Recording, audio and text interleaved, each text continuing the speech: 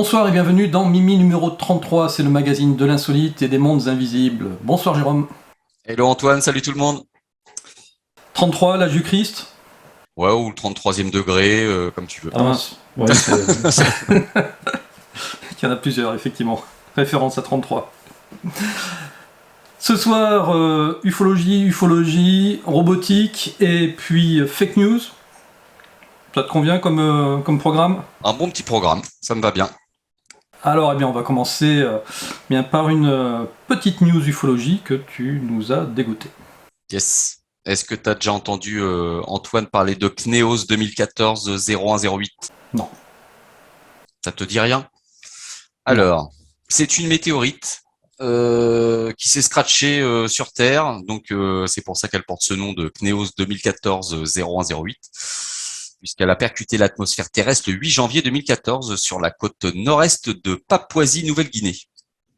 Alors, du coup, selon les astronomes Avi Loeb et Amir Siraj, sur la base des informations disponibles sur le site Center for Near Earth Object Study, en fait, ils pensent que cet objet serait peut-être d'origine extraterrestre. Parce qu'en fait, en reprenant toutes les données, les trajectoires, la vitesse de cette météorite, par rapport à, je dirais, des météorites ou des astéroïdes classiques qui viennent visiter ou frôler notre planète, eux ils se sont rendus compte que c'était pas possible qu'ils viennent de notre système solaire. Selon eux, ils viendraient d'une autre étoile. Donc ce serait on va dire une météorite d'origine extraterrestre. Et eux, ils se posent la question si ce serait pas justement un vaisseau extraterrestre qui se serait scratché dans nos océans. Alors bon, c'est là où moi ça me pose problème parce qu'apparemment cet objet mesurait environ 45 centimètres. Donc, si c'est un vaisseau extraterrestre, c'est le Cosmo Schtroumpf là qui s'est scratché dans la mer. Euh, bon, comme je vous l'expliquais, sa vitesse estimée était d'environ 60 km par seconde. Donc, ce qui apparemment est relativement énorme pour un météore classique. Et donc pour eux, comme je l'expliquais, il venait d'un autre système solaire. Bon, cette conclusion est néanmoins contestée parce que les données de CNEOS ne donnant pas de valeur d'incertitude et la vitesse finale obtenue ne correspondant à une trajectoire hyperbolique qu'à 3 sigma. Alors là, seuls les astronomes et astrophysiciens comprendront ce terme. Néanmoins, l'US Space Command, la branche armée de l'armée américaine en charge des opérations spatiales, l'a confirmé le 7 avril dernier. La météorite qui a traversé le ciel donc le 8 janvier 2014 avant de disparaître dans l'océan Pacifique. Ils ont entrepris de monter une expédition pour essayer de retrouver cet objet au fond de l'océan. Alors, autant te dire, Antoine, que c'est un petit peu, comme on dit, chercher l'aiguille dans une meute de foin, parce que je dirais qu'ils ont grosso merdo localisé la zone qui fait à peu près 10 km². Mais bon, pour retrouver un objet au fond des océans de 45 centimètres dans 10 km², j'espère qu'ils sont assez bien équipés. À moins que cet objet émette des ondes, quelque chose qui puisse être repéré facilement par des instruments spécifiques. Oui, c'est ce qu'on peut supposer, effectivement. Soit il émettrait une espèce de champ magnétique, soit si c'est un véritable vaisseau spatial, peut-être qu'il émet un signal de détresse. Aussi, peut-être que Cosmo Schtroumpf, voilà, c'est depuis 2014, il est coincé dans son petit vaisseau au fond des océans. Bon, enfin, faut savoir aussi que cet astrophysicien Avi Loeb, comment il s'était un petit peu déjà, je dirais, démarqué et connu pour avoir étudié l'astéroïde Oumuamua. Je ne sais pas si tu te rappelles de cet astéroïde, Antoine. Non, là, comme ça, moi, ça me dit... Ah si, t'en avais parlé. T'en avais parlé dans un Mimi. Il me semble que j'en avais parlé dans un Mimi. Mais bon, au bout de 33 Mimi, fois 2 news, ça fait 66 news à un moment. On a beau avoir une bonne mémoire, à un moment, on a nos limites. Mais oui, c'était un astéroïde qui avait été repéré en octobre 2017 par le télescope Pan-STARRS 1 à Hawaï. Et donc sa vitesse était si élevée qu'il ne pouvait provenir que d'une étoile distante. Donc en fait, voilà un petit peu les mêmes analyses qu'avait fait cet astrophysicien. Et je sais pas si tu te rappelles, tu sais, c'était un astéroïde qui avait une forme extrêmement allongée et en plus il avait un aspect si brillant que comment justement cet astrophysicien avait émis l'hypothèse qu'il semblait avoir un aspect métallique en fait. Et donc c'était un objet extraterrestre de confection extraterrestre. Voilà. Donc pour finir, fidèle à sa marotte, cet astrophysicien Avi Loeb estime dans un article publié dans The Debrief que le météorite Cnéos pourrait receler des secrets extraordinaires. Voilà, la découverte de cet objet interstellaire amènerait la science à de nouvelles frontières, écrit-il, car la question fondamentale est de savoir si sa composition pourrait être artificielle, ou mieux encore, s'il pouvait contenir des traces d'une technologie extraterrestre. Voilà. Donc pour le savoir, il n'y a qu'une seule solution, il faut partir à la recherche de cet étrange objet tombé dans une zone assez précise de 10 km², où l'on sera en mesure de le détecter avec un électroaimant. Voilà, on en parlait tout à l'heure. L'astrophysicien appelle donc à monter une expédition digne de Tintin dans l'étoile mystérieuse. Je ne sais pas si tu te rappelles Tintin. Hein. Oui, avec le champignon géant, l'araignée. L'araignée géante, voilà. Et donc, pour ce faire, Avi Loeb a un argument de poids. Il coûterait des milliards, si tant est que ce soit réalisable, d'envoyer une sonde vers un astéroïde en provenance d'un autre système stellaire. Mais nous avons la chance d'en avoir un fragment presque sous la main, sous la surface de l'océan. Voilà. Donc, comme on dit toujours, à suivre. Ouais, c'est quand même pas gagné son histoire, hein, parce que effectivement, là, l'adage trouver une aiguille dans une botte de foin, parce que même avec un gros électroaimant, l'aiguille dans la botte de foin. Donc, tu sais, il y en a, ils pêchent là dans la Seine, ils jettent des gros aimants, puis ils remontent des trucs. Ah oui, c'est vrai, ils ramènent des objets de la Deuxième Guerre mondiale. Mais tu sais, cette histoire, elle me rappelle une vieille histoire, l'histoire de la pierre qui chante. Je ne sais pas si tu en as entendu parler. Ça se passe en Ardèche. Et la pierre qui chante, c'était André Douzé qui l'a raconté, cette histoire. C'était une pierre. Est-ce qu'elle était levée? Non, c'était une pierre couchée. Visiblement, les personnes qui dormaient à proximité de cette pierre devenaient fous. Et il y a plusieurs cas avérés de folie, de promeneurs qui seraient assoupis lors d'une sieste au pied de la pierre qui chante et qui auraient fini à l'asile. Et André, avec un ami à lui, il y a quelques années en arrière, avait été sur site avec un chien. Et le chien ne voulait pas s'approcher de la pierre, donc ils ont vite compris que c'est parce que la pierre émettait des ultrasons. Et quand... c'est une histoire qui est relativement longue, je vous la fais en résumé. Donc ils ont réussi, au bout de plusieurs années, à décrypter le son qui sortait, et ce serait 5 notes de musique, de la gamme musicale qui se pratiquait au Moyen-Âge, qui n'était pas une gamme sur 7, alors je ne sais plus comment est-ce qu'on dit ça, 7 notes, hein, do, ré, mi, fa, sol, la, si, do, mais que sur 5 notes. Et l'idée derrière tout ça, ce serait une balise en fait de détresse d'un vaisseau qui serait écrasé il y a des milliers, des centaines d'années ou des milliers d'années, et qui émettrait comme ça ces 5 notes en répétition ad vitam, comme une balise de détresse pour qu'on revienne les chercher. Voilà. Donc ça m'a fait penser à ça, ton histoire. Peut-être qu'effectivement... Ils retrouveront ce mini vaisseau, pour le coup, 45 cm, si ce vaisseau émet un son. Ok, bien merci pour cette news, et on va rester dans l'ufologie. On va rester dans l'ufologie, parce qu'on va aller faire un petit tour du côté de Bugarache. Donc, je t'apprends pas, hein, Bugarache, au lieu de, on va dire, au spot de diverses manifestations UFO, et c'est un de nos auditeurs qui nous a envoyé une news sur l'adresse lejournaldbn@gmail.com. C'est Guy, que l'on remercie, qui a filmé en se promenant sur le Bugarache. Il a filmé ce qui pourrait s'apparenter à une manifestation OVNI. Et le mieux, c'est quand on regarde son petit film, là aussi c'est très court, hein, et j'ai fait un petit peu de montage au ralenti pour qu'on voit mieux ce qu'il a pu capter à la caméra.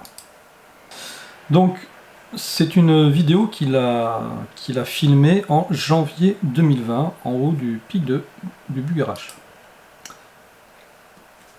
Donc il fait un petit tour d'horizon. Alors ce n'est pas un extraterrestre, c'est son chien.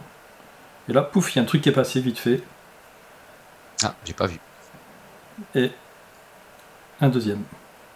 Allez, on passe au ralenti parce qu'effectivement, il faut avoir l'œil. Là, un petit truc noir. Et là, une petite boule blanche qui monte. Je pense qu'il a fait le tour parce qu'elle réapparaît ici. Pouf. Allez, on se fait un petit replay de la boule blanche.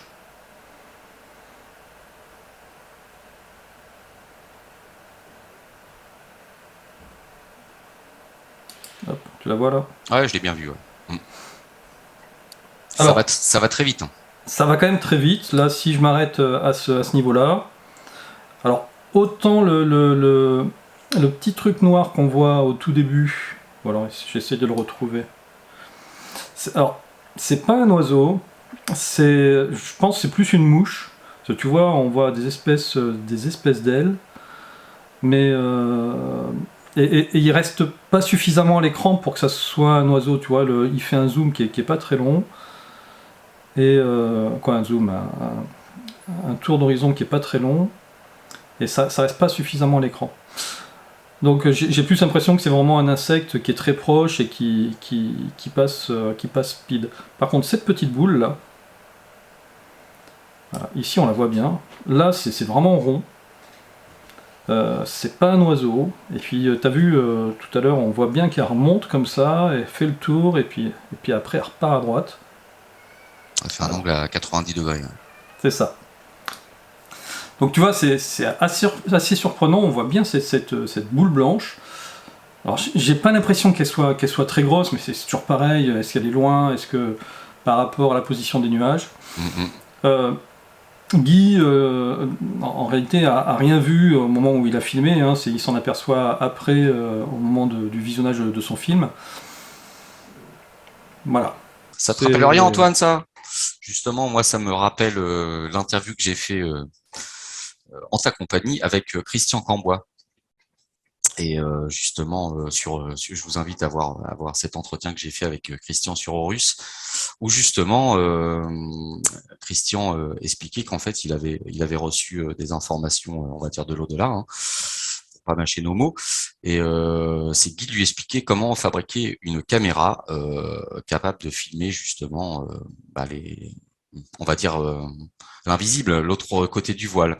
Et justement, ils expliquaient qu'il fallait filmer en noir et blanc, en ultraviolet, et que en fait, il lui avait dit qu'une fois qu'on allait capter l'image avec cette caméra, il fallait jouer sur la vitesse avec maintenant nos logiciels informatiques et baisser la vitesse de visionnage de ce que cette caméra aurait filmé.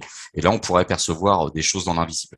Et là, on est tout à fait dans ce cas, parce que tu vois, lui à l'œil nu, il n'a rien vu. Là, tu fais voir la vidéo en vitesse normale, on voit rien. Enfin, moi, je l'ai pas vu, hein, sur le coup. Et c'est vraiment quand tu la passes au ralenti qu'on perçoit ces choses. Alors, certains vont dire oui, ça peut être des insectes, hein, qui passent extrêmement vite devant l'objectif et puis qui créent cet effet. Mais là, pour le coup, le dernier, comme on l'a vu, hein, il fait un angle à 90. Il n'y a pas beaucoup d'insectes qui font des angles à 90 à cette vitesse-là, quoi. Non, et puis les insectes, vraiment, pour faire quand même pas mal de photos, quand ils passent comme ça, c'est vrai qu'ils passent très vite. Si on n'a pas l'œil dessus, on le perçoit qu'à peine du bout de l'œil. Et ça fait toujours une espèce de forme sombre comme ça, un peu triangulaire. Donc là, c'est ce qu'on pouvait voir tout à l'heure. Sur la boule blanche, non, il n'y a vraiment pas d'explication. C'est même pas une orbe, hein, c'est ni un flair lié à l'appareil. Voilà. C'est surprenant. Non, puis surtout, là où ça a été filmé, ce n'est pas étonnant. Ce n'est pas étonnant. Voilà. Donc, bien encore un dossier à rajouter au mystère du mont Bucarache. Et on salue tous nos amis de Lod et de Rennes-le-Château au passage. Jérôme, alors tu veux nous parler de Skeletonix. Skeletonix. Ouais. Mais quoi qu'est-ce? Quoi qu'est-ce Skeletonix? Ouais, je suis tombé sur cette vidéo. Si tu peux nous la partager, Antoine. Je suis tombé là-dessus et en fait, sur cette vidéo, on voit ce qu'on appelle un exosquelette. Hein. Donc, on voit une personne qui est installée dans un énorme exosquelette et qui justement peut manipuler et les jambes et les bras aussi. Donc c'est ce qui est vraiment étonnant. Alors moi quand j'ai vu cette vidéo, Antoine, je sais pas si toi ça te fait la même chose, mais ça m'a vraiment fait penser à ce qu'on voyait dans les films de science-fiction il y a encore quelques années. Hein. Limite à Avatar. Hein. Avatar, il y a aussi, moi ça m'a vraiment fait penser, tu sais, ce qu'on appelle l'APU dans Matrix. Matrix Révolution, lorsqu'ils combattent les sentinelles hein, qui ont réussi à percer le dôme dans la Terre creuse. Et Oui. puis ils sont là avec leurs espèces d'énormes exosquelettes, avec des mitraillettes, là, ils tirent. Et ça me fait vraiment penser à ça. Même ça m'a fait aussi penser... À Pacific Rim, je sais pas si tu vois ce que c'est, Pacific Rim, où en fait ils sont dans des robots géants. Et d'ailleurs, il y a Netflix qui vient de sortir un anime de 7 épisodes, donc ça se voit assez rapidement, qui s'appelle Pacific Rim The Black, quelque chose comme ça. Donc c'est un dessin animé qui se passe après le film. Et l'histoire elle est vraiment super et très surprenante parce qu'il y a, il y a beaucoup de gens qui meurent et c'est assez surprenant de voir dans des dessins animés des gens qui pourraient être des héros au début puis qui meurent assez rapidement. Vous allez dire ah ça y est, je spoil. Non, parce que de toute manière le dessin animé est génial et puis vous n'arriverez pas à vous douter qui peut mourir ou pas. Mais voilà, à regarder, ça c'est le petit clin d'œil. Un autre cas toi à citer? Oui, bah, ça m'a fait penser aussi, tu sais, dans le film Alien, parce que Sigourney Weaver s'installe dans cette espèce d'exosquelette aussi, tu sais, qui servait dans le vaisseau à pouvoir manipuler d'énormes caisses là pour la fin combattre l'alien. Enfin, ça me fait vraiment penser à ça. Et comme quoi, tu vois, on ne le dit jamais assez, la réalité a dépassé la fiction quoi, aujourd'hui. Parce qu'en fait, bah, cet exosquelette. Ouais, voilà, c'est ce que j'ai posé comme question. L'utilité donc de cet exosquelette, ça sera pour quel objectif? Alors en fait, il a été fabriqué par une entreprise, une société japonaise qui s'appelle justement Skeletonix. Donc je suis allé voir hein, sur leur site internet que tu nous fais voir là. Donc bon en tête il y a une petite phrase qu'avait dit un jour Steve Jobs. Les humains ne sont pas les plus mobiles parmi les créatures. C'est vrai que nous, si on se compare à certains animaux hein, de la planète, bon, on n'est pas les plus doués, les plus évolués. Hein. Il y en a des beaucoup plus rapides que nous, des beaucoup plus... Enfin, bref. Et donc, il dit cependant, en utilisant un vélo, hein, les humains sont les animaux les plus efficaces pour se déplacer avec leur seule énergie. En d'autres termes, les vélos sont des outils qui élargissent les capacités humaines. Et un ordinateur n'est qu'un vélo pour l'intelligence, un outil pour étendre l'intelligence. Voilà. L'intelligence artificielle, Antoine. Hein. Et donc, bah voilà, sur le site, hein, je suis allé voir un petit peu. Ils présentent toute leur gamme d'exosquelettes. Donc, celui qu'on a vu en vidéo, c'est le dernier. Et donc, et bon, ils expliquent pas mal de choses. Hein. Toute action exprimée par les humains a le potentiel d'évoluer en taille et en force au-delà du niveau humain. Skeletonix soutiendra l'évolution de l'humanité en lançant une nouvelle ère de technologie qui élargit la portée et la fonction de nos mouvements. Donc, c'est toujours ce qu'on explique à Antoine sur beaucoup de choses qu'on présente sur Mimi.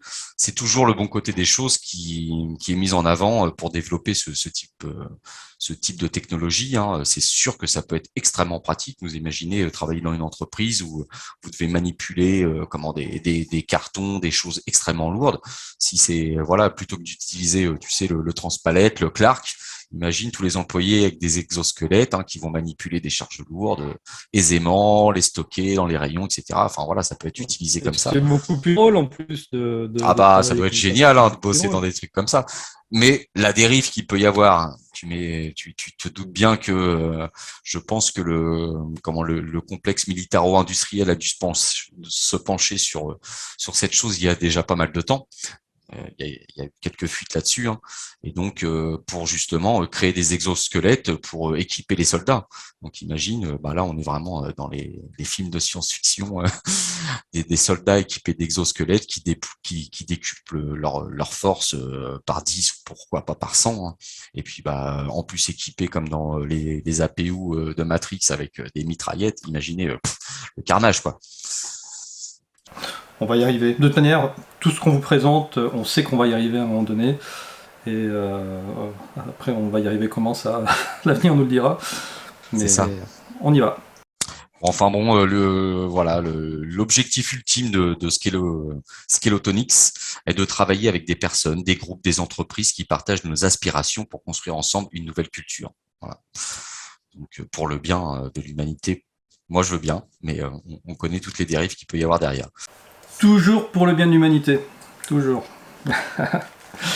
Ok Jérôme. Eh ben écoute, merci pour cette news. Du futur. Du futur. Voilà. Et puis voilà, eh bien ça va conclure notre épisode de Mimi numéro 33.